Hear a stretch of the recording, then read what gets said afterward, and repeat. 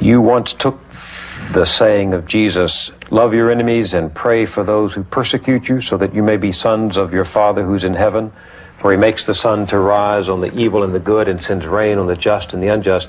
You once took that to be the highest, the noblest, the boldest of the Christian teachings. Do you still feel that way?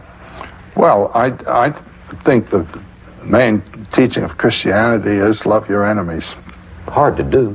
I know. Well, that's it. I mean, when Peter drew his sword and cut off the servant's ear there in the Gethsemane affair, and Jesus says, put up your sword, Peter, and put the ear back on. Peter has been drawing his sword ever since. And one can speak about Petrine or Christianity in that sense. And I would say the main doctrine of Christianity is the doctrine of agape, of a true love for him who is your enemy. How does one love one's enemy without condoning what the enemy does, accepting his aggression? Well, I'll tell you how to do that. Do not pluck the mote from your enemy's eye, but pluck the beam from your own, do you know?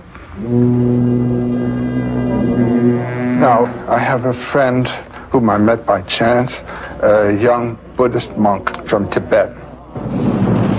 You know, in 1959, the communists crashed down and bombed the palace of the Dalai Lama, bombarded Lhasa and people murdered and all that kind of thing. And he escaped at the time of the Dalai Lama. And those monasteries, I mean, there were monasteries with 5,000 monks, 6,000 monks, all wiped out, tortured and everything else.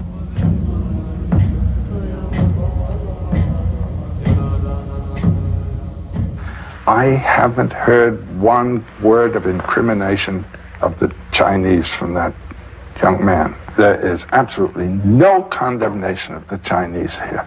And you hear this from the Dalai Lama himself. You will not hear a word of condemnation. There's recognition of the way of life through which that vitality of the spirit is moving in its own way. I mean, these men are sufferers of terrific violence, and there's no animosity. I learned religion from that. Do most of the stories of mythology from whatever culture say that suffering is intrinsically a part of life and that there's no way around it? I think I'd be willing to say that they do. I can't think of anything now that says if you're going to live, you won't suffer. It'll tell you how to understand and bear and interpret suffering. That it will do. And when the Buddha says there is escape from suffering, the escape from sorrow is nirvana. Nirvana is a psychological position where you are untouched by desire and fear. But is that realistic? Does that happen? Yes, certainly. And your life becomes what? Harmonious, well-centered, and affirmative of life. Even with suffering. Exactly. There's a passage in Paul's epistle to the Philippians, isn't there?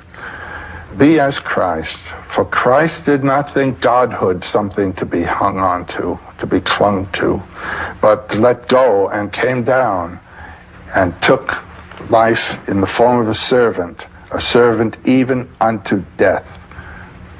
Let's say, come in and accept the suffering and affirm it.